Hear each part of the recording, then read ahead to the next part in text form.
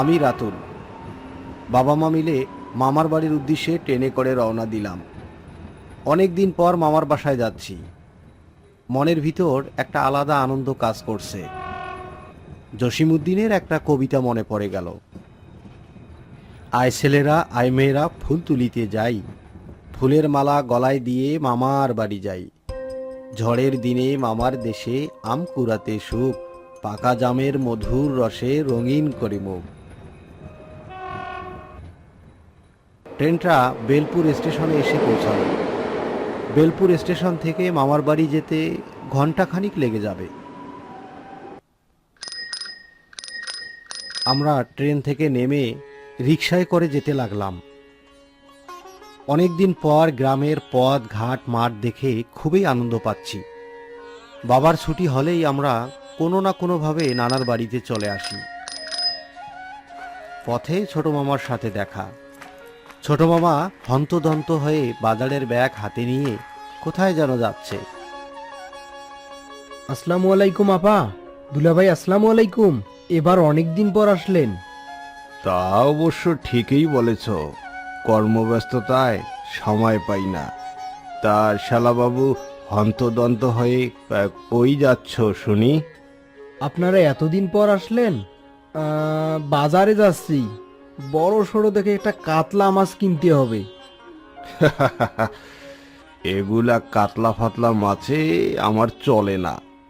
পদ্মার ইলিশ আর খিচুড়ি হলে জমে ক্ষীর হতো এই বৃষ্টি বাদলের দিনে। ঠিক আছে দুলাভাই, আমি দেখি বাজারে ইলিশ পাই কি না। ঠিক আছে। হ্যাঁ, তা যাও যাও, দেরি হলে আবার দেখা যাবে মাছ না পেয়েই খালি হাতে বাড়িতে ফিরে এসেছো।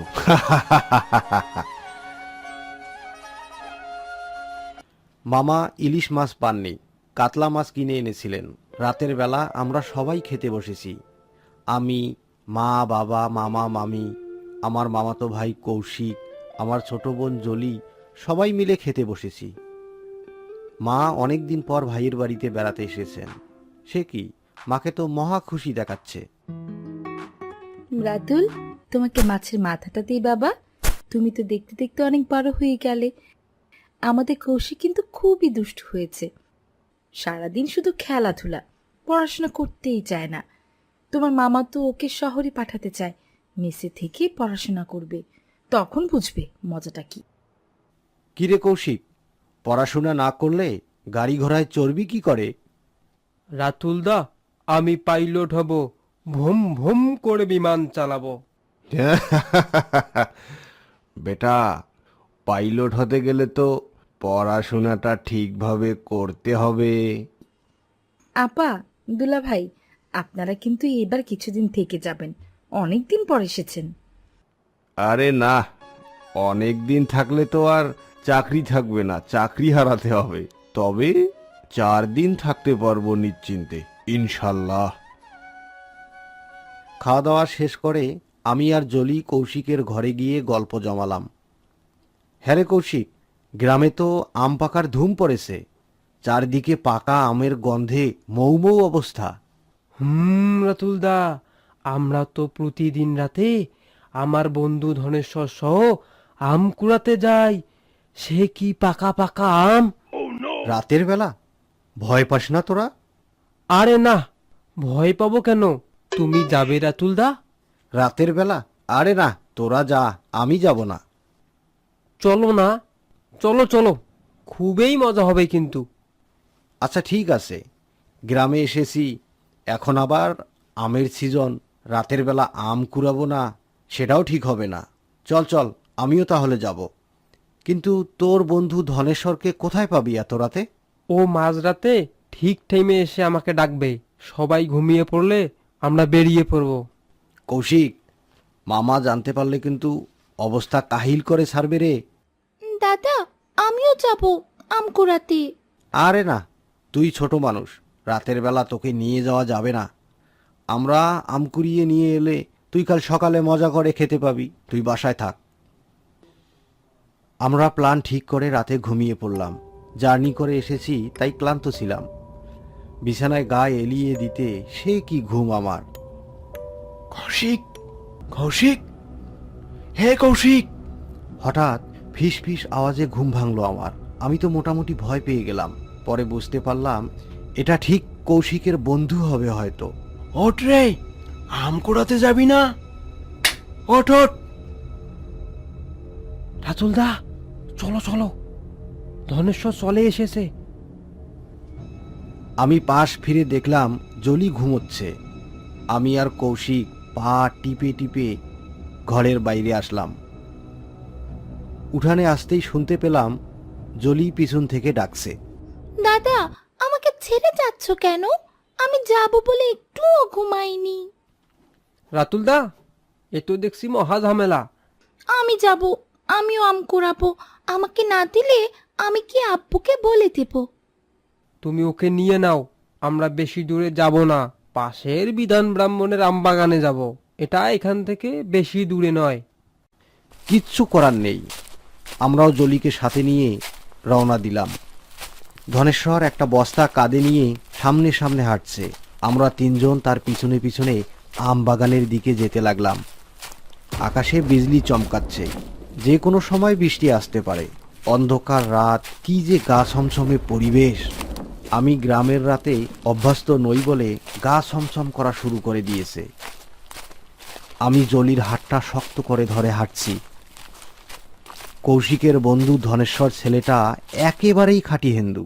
কেমন যেন দেখলেই বোঝা যায়, গা থেকে হিন্দু হিন্দু ভাবটা অন্ধকারের মধ্যেও ফুটে ওঠে। তবে ছেলেটা সাহসী বটে। একটা কালো কুকুর পাশ কাটিয়ে চলে গেল। জলিও আমার হাতটা আরো শক্ত করে ধরল। আমরা আম বাগানে পৌঁছে দেখি সে কি, আম বাগানের নিচে সমানে আম পড়ে আছে। কৌশিক রে, আজ তো আম কুড়িয়ে 6 লাভ করা যাবে রে। রাতুলদা, আজ বস্তা ভর্তি করে আম নিয়ে যাব। আমরা আম কুড়াতে লাগলাম। দূর থেকে অদ্ভুত কিছু আওয়াজ ভেসে আসতে লাগলো। জলিকে দেখলাম একটা আমের পিছনে পিছনে যাচ্ছে। জলি আমটাকে যতই ধরতে যাচ্ছে, আমটা আপনা আপনি সরে যাচ্ছে। জলি আবার ধরতে যাচ্ছে, আমটা আবারও সরে যাচ্ছে। এদিকে আম গাছ থেকে ধপাস ধপাস করে আম পড়তে লাগলো। ধনেশ্বর কৌশিককে চেঁচিয়ে বলল, কৌশিক, ঝামেলা হয়েছে রে, এখানে মনে হয় আর থাকা যাবে না রে। দাটা বের করে নে হাতে রে, তাড়াতাড়ি নে রে। আরে, দাওটা তো আজ নিতে ভুলে গেছি। বলিস কি? ভগবান, আমাদেরকে রক্ষা রক্ষা করো ভগবান।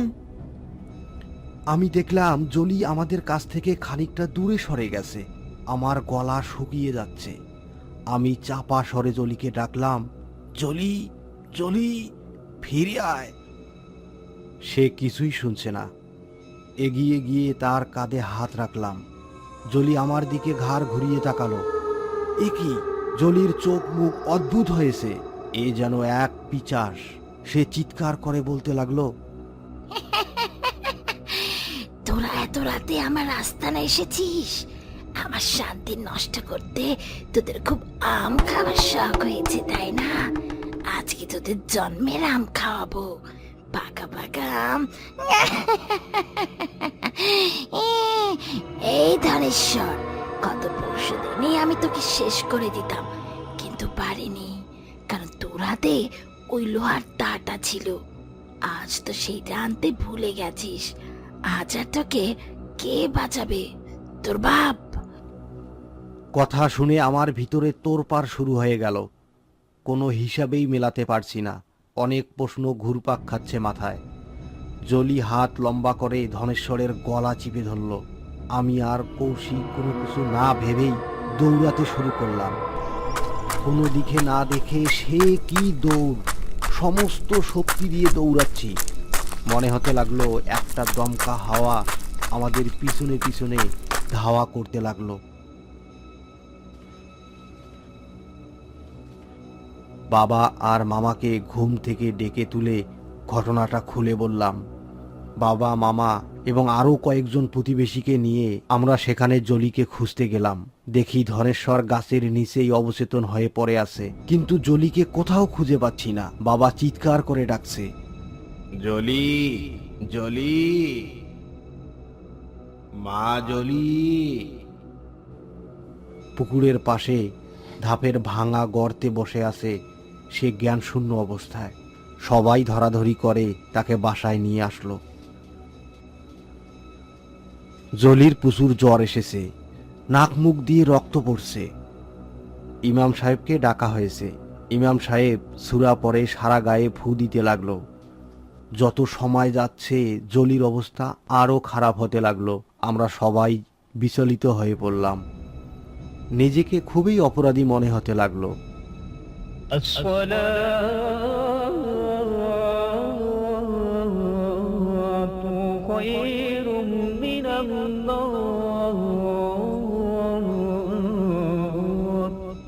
দূর থেকে ফজরের আজানের ধ্বনি ভেসে আসতেছে।